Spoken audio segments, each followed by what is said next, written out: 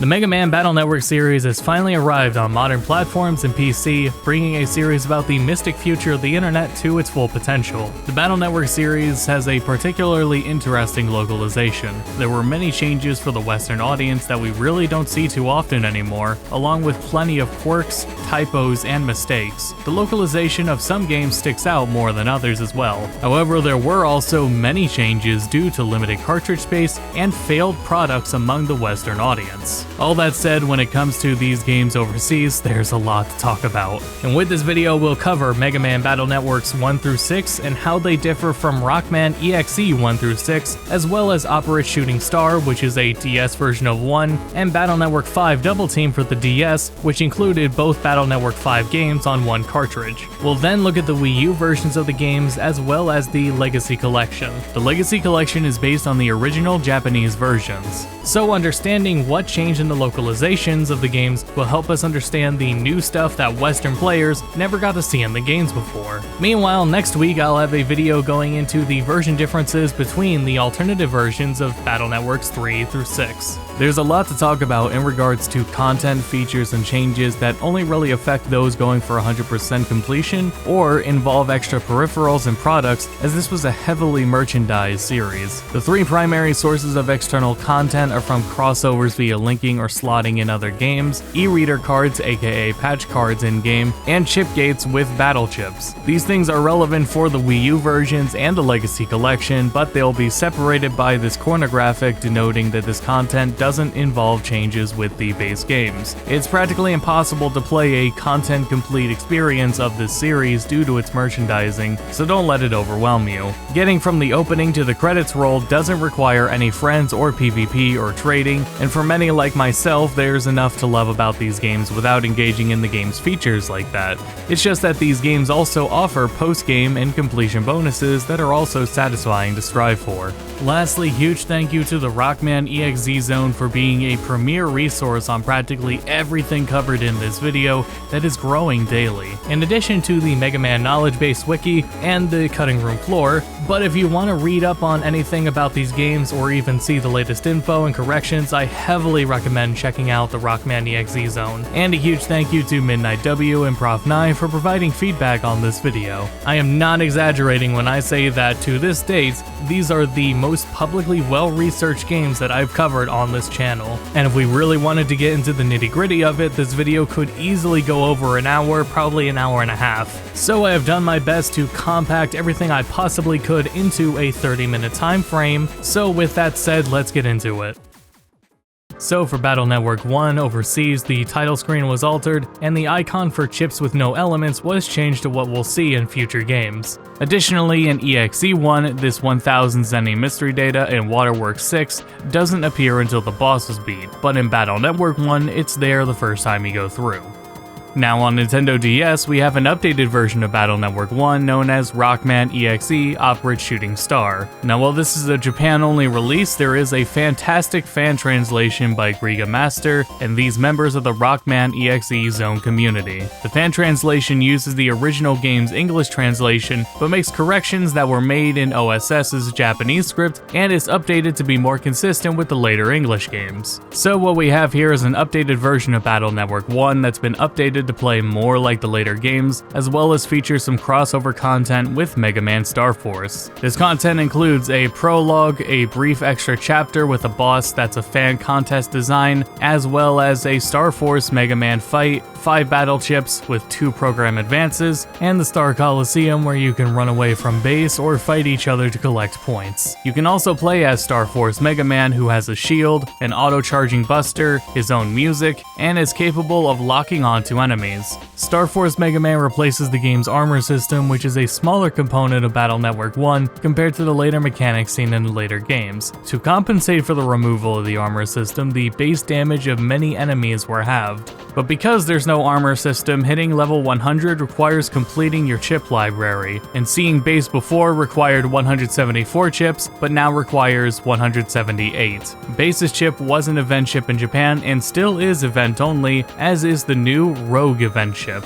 Being the first game in the series, some aspects and mechanics of Battle Network 1 work differently than the rest of the series. Operate Shooting Star backports many of those refinements and mechanical adjustments. Drop rates on chips were exceptionally improved. Busting level S is no longer required for many of the hardest chips to get, with many chips dropping at lower levels across the board, and enemies that do drop chips no longer drop Zenny at busting level S. You can also get a bonus Gutsman star from the title screen via a sequence of inputs. The 10 non-Navi chip limit was brought down to 5, though the Navi chips are still capped at 5 too, but now you can't have dupes. It's also only possible to see a maximum of 10 chips at a time now instead of 15. Many chips were rebalanced, some had frame data adjustments, and others had their codes or damage tweaked. For example, Iron Body lasts 15 seconds now instead of 30, and can reduce damage 1/4 instead of by 1/8. Some mystery data drops and reward chips were also tweaked for balance sake by changing which codes are used, as well as to incorporate star chips. These weren't in the game before, so folder building is pretty different from the original game. Some enemies and bosses were rebalanced as well, like Iceman's Ice Cube HP were reduced from 100 to 50, Sharkman's fin attacks are slower but also do more damage, Pharaohman's Anubis drains HP slower, and Base has more HP but flinching him requires 180 damage instead of 100. More bosses also do contact damage now, likely because of Star Force Mega Man. Numb damages you every 3 panels instead of every 1, you run by default now, jack-in sequences can be skipped, chips you can't select will be grayed out, the chip trader sorts your chips by quantity now, the virus busting machine in Lan's dad's PC now only gives you enemies from the upcoming dungeon instead of from random enemies from prior dungeons, the encounter rate was decreased across the board, and script changes and fixes were made, like how Undernet 1 through 12 were originally labeled Internet 5 through 16 before. You can clear out your folder with a button press, flee from battles without a chip dedicated to it, see the field while selecting chips, and actually see a chip's code. Outside of all these general changes, in Waterworks Comp 5, where the whole room is a big puzzle, the Mr. Prog gives you better hints, and the encounter rate is 0, whereas before, it was just lowered. Then in the Power Plant Comp, your path is now visible in intervals, and the batteries used for the puzzles in the dungeon don't have charges, so you don't have to run back to charge them if you put them in the wrong slot. For PvP multiplayer, you're now able to cut in during opponents' screen dimming chips like in Battle Network 4 multiplayer and onward, though in my testing, cut in doesn't work if you're playing the fan translation patch. There's also a 15 turn limit with a sudden death mechanic if the limit runs out. There were also bug fixes, most notable being that you could before get permanently stuck by saving the game on a cutscene trigger at the final boss. There's a new bug though in Undernet 10 where random mystery data is supposed to be able to drop up to 10k Zenny, but instead it can only drop up to 30. A short intro was added to the game, portraits were updated, the aspect ratio accommodates the DS screen, and the PET interface and UI were overhauled, with Mega Man joining you on the bottom screen. Moreover, the bottom screen also has a mini-map, which is a lifesaver considering that they didn't have a good grip on map design yet, as you can see by some of these areas. The game also features light voice acting,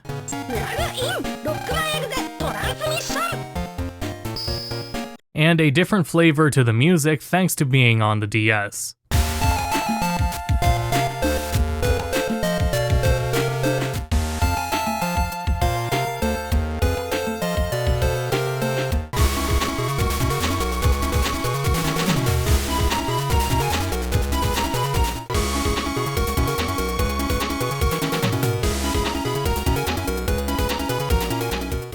For Battle Network 2, the title screen was altered again and the jack-in sequence was changed. Battle Network 2's localization sticks out the most in terms of its tone. This is something to keep in mind when you see Lan swear, where he won't in later games. Battle Network 2 also had some bug fixes overseas and then the Japanese revisions. A fun bug is that if you threw a tree bomb chip on a panel where there's a prism chip, it would cause the tree bomb to continuously go off until the wood tower rises, doing consistent damage to the entire enemy side. But in North America and PAL, the tree bomb just disappears. With Battle Network 3, the title screen and game over screen were changed to be less stylish, and the jack-in sequence, Navi customizer intro, and 100% completion images were removed. Some instances of Japanese text on buildings were translated as well, mostly depending on what was relevant to be able to read. A gameplay change is that in the Japanese version, Navi Recycle considers Big Heart, Prix Power, and Bodyguard program advances to be Navi chips, letting you repeat those program advances. Big Heart and Prix Power also trigger anti-Navi. Overseas though, Navi Recycle won't do this. For Battle Network 4, localization changes start to ramp up. The takoyaki store at Dendome was changed to a hot dog store, and the European version has the European logo in-game now. Battle Network 4 had a 1.1 revision in Japan that fixed a lot of bugs. There were bugs associated with potential save corruption, bypassing chip and megabyte limits, talking to tornadoes to shop or get a key item, getting a Shademan chip that's impossible to use, and Shademan becoming vulnerable to all chips while being poisoned by Anubis. A useful bug still in 1.1 is that you can avoid encounters via opening a menu. Then the overseas version went on to fix many more bugs, though some minor ones remained. Otherwise, mechanically, Shield and Reflect have very slightly longer cooldowns between uses, and the Lightning 2 and 3 chips have higher megabyte values. And lastly, for Battle Network 4, they removed Otenko's battle cry during the Boktai side quest. For Battle Networks 4 through 6, there were e-reader and peripheral features that were made inaccessible overseas, though they are still actually localized. So to access Battle Network 4's Operation Battle mode, you'll need an imported battle chip gate. Operation Battle lets you battle in a self-contained game mode using actual battle chips compatible with the battle chip gate. Battle Network 4's e-reader content included things like cosmetic changes, new abilities, starting battles in permanent souls, or weapon changes, as well as enabling base XX to be fightable. For Battle Network 5's localization, the European title screen was changed to the European logo, your friend's HPs were changed from unique designs to recolored versions of Lance PC, with any blue mystery data moved to new locations, and Mr. Prague dialogue altered. Gargoyle Castle HP was changed to a green generic PC map, and any blue generic PCs were changed to green generic PCs. Also, Ship Comp and Gargoyle Comp both lost Ship Comp 1 and Gargoyle Comp 2 respectively, and the names of the remaining floors were adjusted accordingly. With these changes, some mystery datas were moved around, changed, or removed, and this was all done to save on cartridge space. There was also a Last Supper portrait that was changed to Fireworks in Team Colonel, and in more fun localization changes, the food prepared in Lan's house was changed from sushi rolls to beef stew in Team Protoman. Battle Network 5 launched in Japan with as many, if not more, bugs than Battle Network 4. There were things like soft locks and unintended effects like dart chips deducting your karma and HP twice when running from battles. The most destructive glitch only found in the Japanese version is if you quit or finish a liberation mission with certain HP values, you would end up warping somewhere. There's some net area locations, including cutscenes or out of bounds places, but if you end on a value that jacks you out, you won't have Mega Man with you to jack back in, potentially preventing you from progressing. The peripheral for Battle Network 5 was the Progress Chip Gate, and its content could still be accessed if you imported it. This includes a party system where you could use other Navis outside of liberation missions, including in PvP, and operation battles, which now in Battle Network 5 they work more like the gameplay of Battle Network 4.5. As is, it's not making you push battle chips in real time like before. Additionally, linking up with Boktai lets you play the self-contained crossover battle mode. Meanwhile, e-reader content for Battle Network 5 includes a base XX battle, items like Navi Cust parts and Navi chips, the Leader Raid and Chaos Lord Giga chips from events, and base cross Mega Man. And before we move on to Battle Network 6, we gotta talk about Mega Man Battle Network 5 Double Team DS, which is a version of Battle Network 5 on the DS that contains both Team Proto Man and Team Colonel. In the localization, the intro music was changed and the prior overseas changes were reverted thanks to not having limited space on the cartridge, except for the Last Supper portrait and Sushi. Additionally, since you can't use the Progress Gate with the DS, Operation Battles were cut, but the Navi party system was incorporated natively outside of Liberation liberation mission with changes. In DS, you can swap with 2 navies per battle a set number of times, including mid-battle for as long as they want, and have them follow you outside of battle, rather than like in the GBA version where you could swap with any of the 6 navies once per battle during customization for 1 turn, and when deleted, the navi has to be restored before they can be used again. A new mechanic introduced is the double attack mechanic. If a navi is in full synchro and swaps to a compatible navi, then they'll perform a double attack, and the double attack's attack power scales with progression just like navi stats. The navis also can be customized, albeit with limited parts, but there are parts for them, like the support part letting them help you fight. We'll cover this in next week's video. Additionally, on top of the wholly overhauled UI, the bottom screen can be toggled to provide a minimap. Also, the game utilizes the DS's microphone. When you've got the danger emotion, yelling into the mic will give you a bonus depending on the volume. Also, Double Team DS takes way longer to save, but to compensate for that, the chip traders let you trade in larger bulks, from 3 to 30 and 10 to 100. For the English localizations in general, there were a few revisions to the English text as well as more bug fixes. In the European version of Double Team DS, the font was changed, the title logo was reverted back, the icon for Double Soul and Chaos Unison uses the original JP icons, the ship password hint was nerfed, and button icons were incorporated into text boxes. Moreover, Double Team DS is the only Battle Network game to have translations to Spanish, German, Italian, and French. However, the quality of these localizations is spotty and even has encoding issues with special characters. This is at least noted with the Spanish translation. Otherwise, sprites remain the same and accommodate the aspect ratio difference and the bottom screen. There's also live voice acting, though for some people it's a bit much since you'll be hearing it in every battle. Jack in! Mega Man, execute! And for music, Double Team DS actually had a different composer and has a bit of a different sound to it rather than being a straightforward upgrade.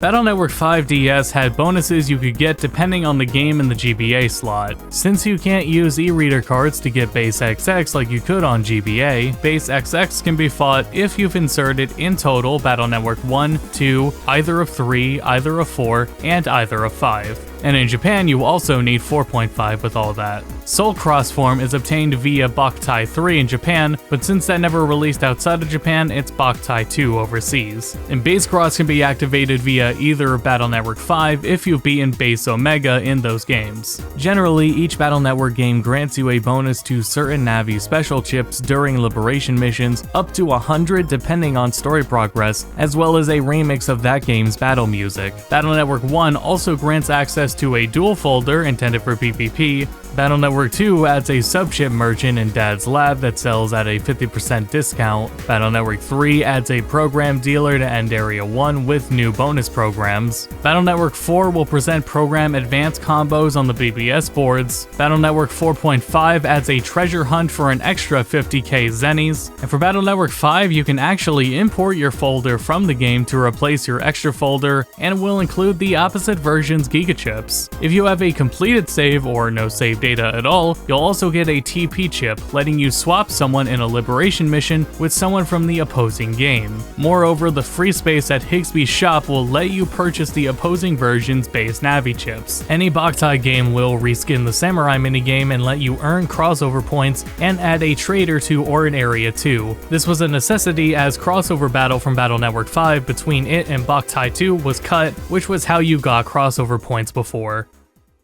Battle Network 6 is known for having suffered the most from cut content overseas, especially in terms of endgame content. The Immortal Area, Undernet 3, and Graveyard Area 1 were totally removed, as well as all Boktai related events, maps, Fighting the Count, Crossover Battle 2 if you linked up to Boktai, 8 chips, and a Program Advance were removed. Django 3 was a virus battle prize before, but it was replaced by Super Vulcan, and interestingly, due to an oversight, you can still get the Count SP chip via gold mystery data. The Immortal Area was unlocked by the Bat Key, and it held its own endgame scenario, including Fighting the Count. Without Undernet Area 3, Undernet 2 just goes right to the Graveyard Area. With Graveyard Area 1 gone, Graveyard Area 2 is the only Graveyard Area, and the prior Beast Out enemies in Graveyard Area 1 were moved to Underground 1, the Net Dealer was moved to Graveyard 2, and the Bug Frag Trader was moved to Underground 2.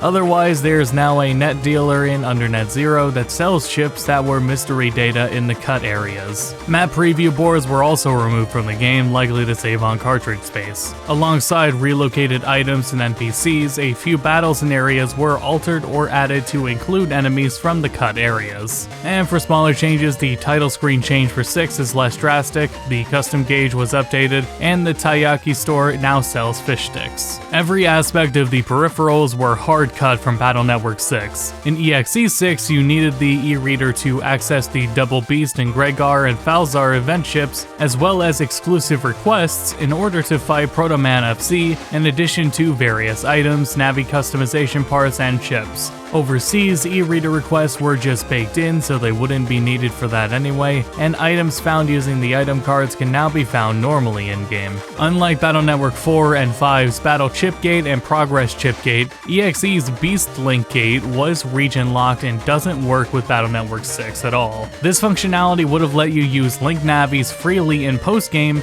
in place of Mega Man, including Proto Man. You could also level up Link Navis, access several chips, and push chips mid-match, and you could permanently stay in beast form for as long as you want. Operation battles aren't in Battle Network 6, by the way, so when I say push chips mid-match, I do mean during actual gameplay. Battle Network 6 also had a few notable glitches. There's also a harmful oversight in EXE 6 that can halt your request board progress. The self-research e-reader request requires you to access Graveyard 2, which requires all Mega Chips, which requires fighting Proto Man SP, which requires completing all 25 non-e-reader jobs in the game. If you accept self-research from the card before completing the other jobs, you cannot progress requests anymore until you acquire Proto Man EX and SP via trading, the Chaud's Mission e-reader card, or trying to get Proto Man EX from the Green Tower Chip Trader Special, and Proto Man SP from Graveyard 1 Gold Mystery Data. This issue is not in Battle Network 6 because accessing the Graveyard doesn't require all Mega Chips, since remember, there was only one Graveyard area in Battle Network 6.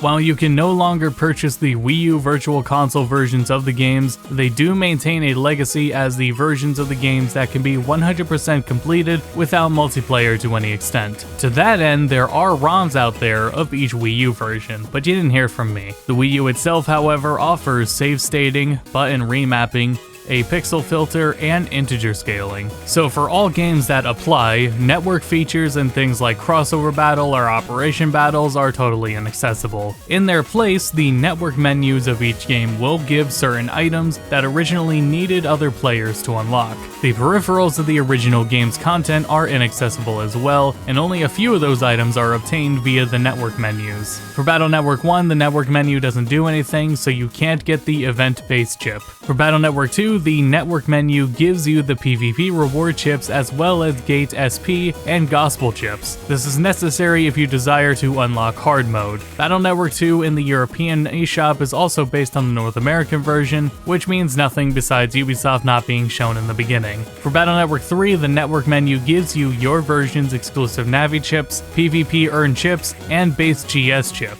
This is necessary to access Omega fights and to get to the clear stars. Battle Network 4, when you select COM in the menu, will give you every secret chip, meaning the opposing version's exclusive chips, but you won't get the Gun Del Sol X, Grand Prix Power, or Duo event chips. Additionally, hitting left, L, and start on the title screen replaces base Omega in Black Earth 2 with base XX. Unfortunately, content from linking both versions of Battle Network 4 together are inaccessible. This includes navis from the opposing version showing up in your main story tournaments, free tournaments where you played a tournament bracket in Higsby's, and boosted Red Sun Blue Moon gigachips. No e-reader content is included either. Battle Network 4 also had bug fixes pertaining to Navi summon chips. For Battle Network 5, accessing the COM menu gives you base Cross Mega Man and every secret chip except Leader's Raid and Chaos Lord. With base Cross Mega Man comes the base side quest and base XX fight. No other e-reader, chip gate, or crossover content is present. The Liberation Mission Warp Glitch was also fixed as well for EXE5. For Battle Network 6 in the US, COM gives you all secret chips, but again, no e-reader, link gate, or crossover Battle 2 content are accessible, and in the Japanese version, this does not give you Double Beast, Gregar, and Falzar event chips either. However, it does unlock the extra requests and enables fighting Proto Man FC in the Japanese version. Now we've got to talk about color correction. So GBA games were designed to be brighter or more saturated than they would actually appear in order to compensate for the lack of a backlight on the GBA. Because of this, some modern re-releases of GBA games, like on the Wii U or on the Switch, will dim their palettes to replicate that intended look of a non-backlit screen. With the release of the GBA SP, Game Boy Player, or maybe the DS models that support GBA games, there's a variety of ways that a game can appear on original hardware. Moreover, Operate Shooting Star and Double Team DS were designed for the DS, but despite no longer needing to compensate for the lack of backlight, the palettes remain the same. But if you do play the Wii U versions, that's what you can expect. Additionally, some effects were toned down to try to not cause epileptic seizures. For example, AC/DC in Battle Network 5 has this motion blur effect throughout the whole game, presumably to mask the flickering helicopter at endgame. And now we come to Mega Man Battle Network Legacy Collection, and thank you to Capcom for providing a code for the Steam version. The other versions I bought myself. Now the script of the localizations have been left 99% intact. The only situations where things were changed was for instances like Z-Saber was corrected to Z-Saber even though it still says Reploid. Spoutman in Battle Network 6 was corrected back to Aquaman as he was in Battle Network 4. Puffy viruses in Battle Network 6 were renamed to Diodon because there was already a Puffy virus before. Japan Man was renamed to Samurai Man in the Graveyard in Battle Network 6 but not in 3, 4, or on patch cards, and so on. This also means that the crudeness of the games, mostly Battle Network 2, are preserved entirely, but so are grammatical mistakes, wrong portraits, and typos. This is in contrast to the Japanese scripts in the Legacy Collection, which did actually receive a round of corrections. The games in this collection use their Japanese versions as a base, content and all, and then they build off from there. All e-reader content in the series is also present in every language, though no content pertaining to the chip gates are here. So all Boktai content has been restored in every language, with the exception of the crossover battles from linking to Boktai games, so now you earn crossover points from playing online ranked battles. The Django and Count chip descriptions and battle cutscene dialogues were all translated back on the GBA in the files, but everything else regarding the content is freshly translated. Outside of all e-reader content, the Legacy Collection also offers a gallery containing a ton of series artwork, in-game achievements, and a music player. You've also got a dynamic Mega Man EXE outside of the games. Hey there, I'm Mega Man. I'll be your Navi while you play. Let's do this thing. He has dialogue depending on what time you play, holidays, and finishing and 100%ing the games. Don't you just want to shout when someone cuts in on a screen dimming chip? Your language option also changes Mega Man's voice and the visual assets. 僕の正式名称は疑似人格型ナビゲーションプログラムロックマンエグゼだよ。ちゃんと覚えてくれていた？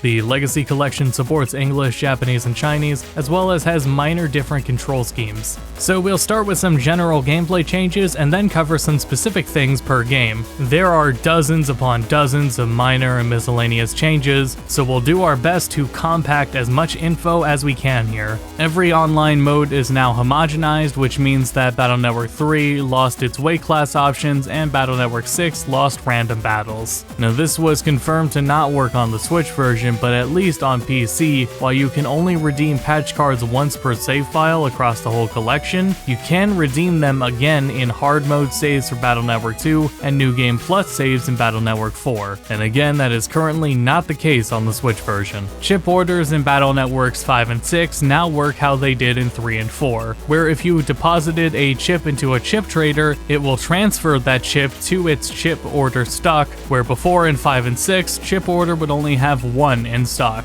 Chips that are part of a chip trading chain can't be traded now, so that you can't screw yourself out of 100% library due to a mandatory trade. And Dark Soul AI was nerfed a bit so that it didn't consistently use as strong of chips anymore. There's also been various soft locks and bugs that have been fixed, but not all bugs were fixed, so we'll try to mention the notable ones as we go. There's one assistance feature added, and that is Buster Max Mode, where your Buster does 100 times damage. All things considered, this is all you really need, and it's a great assistance with grinding styles or some chips. Starting with Battle Network 1, the absent element symbol was reverted back to the Japanese symbol. Also, the Waterworks 1000 Sennies that in the North American version would appear on your first time through, now once again won't appear until the boss is beat. Nation R was renamed to Nation M. English players have no idea what this is because it's never mentioned in the English version, but this is the nation mentioned by Wily at the end of the game. A fun fact is that the music during the final boss also fades out like it does in OSS rather than the GBA original, but of course no other upward shooting star changes are present. For Battle Network 2, the tree prism glitch now works in every language, though of course it doesn't work in multiplayer. The music during the boss rush at the end of the game is regular music like it was originally.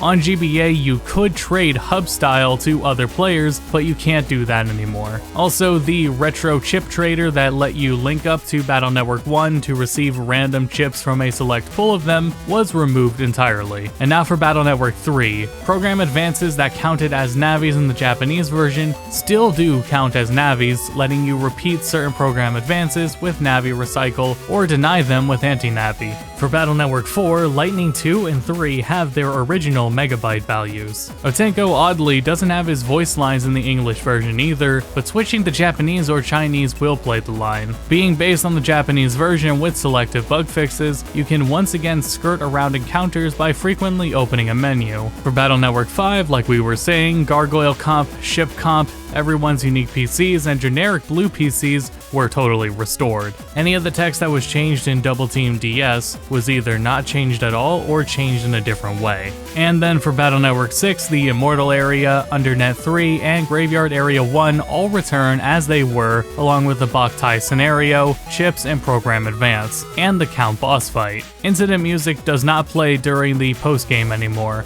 though note that in Battle Network 3, the color of the internet is still absent in post-game. You have the option to name your folders in Battle Network 6, but now there is a profanity filter to them too. The request board now functions as it did in Japan. There are 25 base jobs with 10 extra e-reader jobs, and the jobs are numbered how they were originally in Japan, but if you're playing in English, Proto Man SP is still unintentionally unlocked by finishing the GBA version's first 23 jobs that include some of the e-reader ones. If you don't do those 23 jobs and still accept self-research, the Proto Man chips aren't your concern because the Chaud's mission patch card is available at all times. Your concern has actually become the Django 3 chip. As it turns out, some gameplay triggers are tied to the script, and this is why Proto Man SP triggers from the Old English requirements for him. Another example of this issue that's more harmful is that the rewards for the Virus Battler minigame are still different if you play in English, and your final reward is supposed to be the Django 3 chip,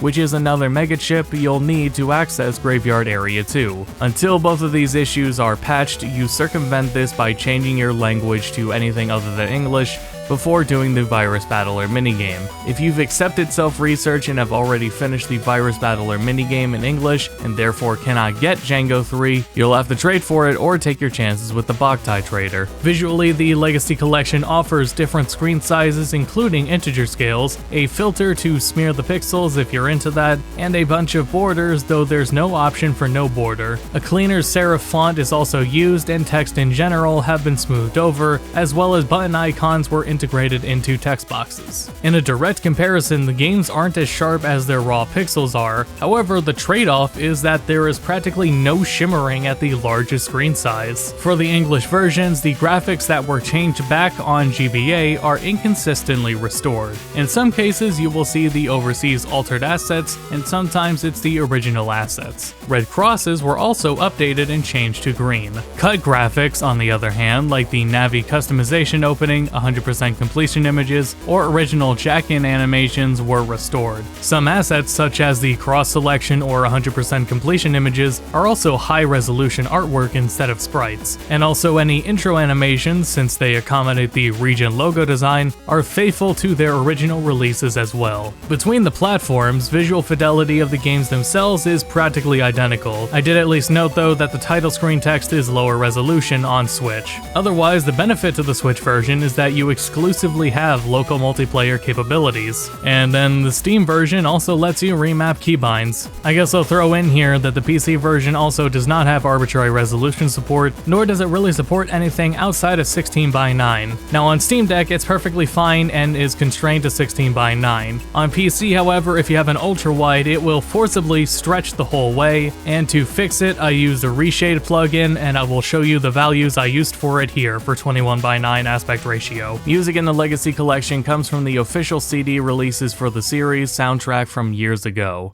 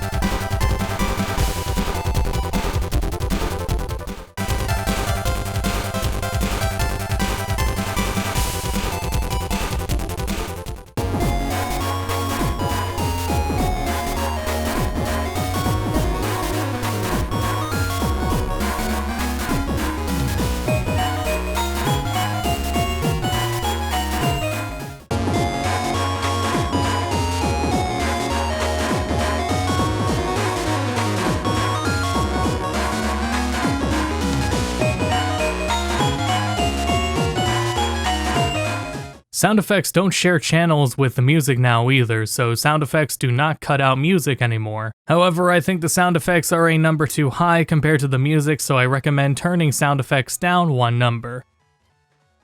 So like we said, there's a lot of miscellaneous content and connectivity, but as far as the base games go, the GBA versions are the original experiences, the Wii U versions let you 100% them without any connectivity to other games, and the Legacy Collections are the most complete out of the box, with online multiplayer support and access to things like PvP, trading, library comparison, and Battle Network 4's waiting room, and all e-reader content, and all restored cut content from the GBA localizations. The real sticking point to the Legacy Collection is the missing bit of polish when it comes to the script mistakes and bugs that will hopefully be patched in time. Other gameplay changes aren't really deal breakers outside of how you feel about the party system of Double Team DS and Operate Shooting Star's massive overhaul of Battle Network 1 that can't go underlooked.